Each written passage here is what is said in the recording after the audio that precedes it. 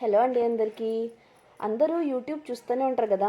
అందులో Masha and the bear అనే కార్టూన్లో Masha ఏమంటుందంటే, కుచ్ భీ కరూంగి మగర్ మీఠా ఖానా నెయ్యి చూడుంగి. మనం కూడా అలానే ఉన్నాం కదా. ఇప్పుడు అయితే నేను స్వీట్స్ చాలా వరకు తగ్గించేశాను, కానీ నా హస్బెండ్ బర్త్డే అని పాయసం చేశాను.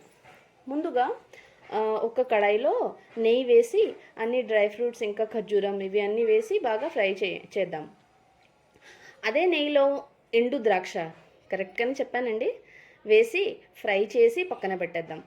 ఇంకా కొంచెం నెయ్యి తీసుకొని కడాయిలో సేమియా, బాంబినో, వర్మిసిలి మీరేమంటారో అది కూడా వేసి కొంచెం గోల్డెన్ బ్రౌన్ కలర్ వచ్చేంత వరకు ఫ్రై చేసి పక్కన పెట్టేద్దాం. ఇంకా గ్రీన్ కార్డమం, ఇలైచి, దాన్ని కూడా మనము కొంచెం దంచి పక్కన పెట్టేద్దాం. దంచి బాగా దంచాలి. ఇంకా మనము ఇప్పటిదాకా అన్నీ ఫ్రై చేసుకున్న కడాయిలో కొంచెం కొంచెం కాదు పాలు తీసుకుందాం. పాలు అయితే నేను 1 లీటర్ వరకు తీసుకున్నానండి. ఇంకా పాలని మనం బాగా మరిగించాలన్నమాట, బాయిల్ చేయాలి. అది బాయిల్ చేసి 1 లీటర్ పాలు నాది 750 ml అప్రాక్స్ వచ్చిందండి. ఇంకా దానిలో ఫస్ట్ ఆఫ్ ఆల్ మనం డ్రై ఫ్రూట్స్ వేసేయాలి.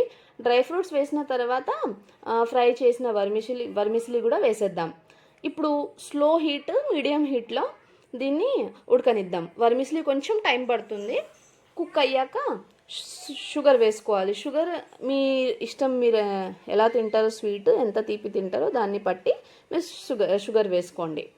ఇక లాస్ట్లో వచ్చేసి ఫ్రై చేసిన ఎండు ద్రాక్ష ఇంకా ఇలైచి పొడి వేసి ఒక్కసారి కలిపితే అయిపోతుంది.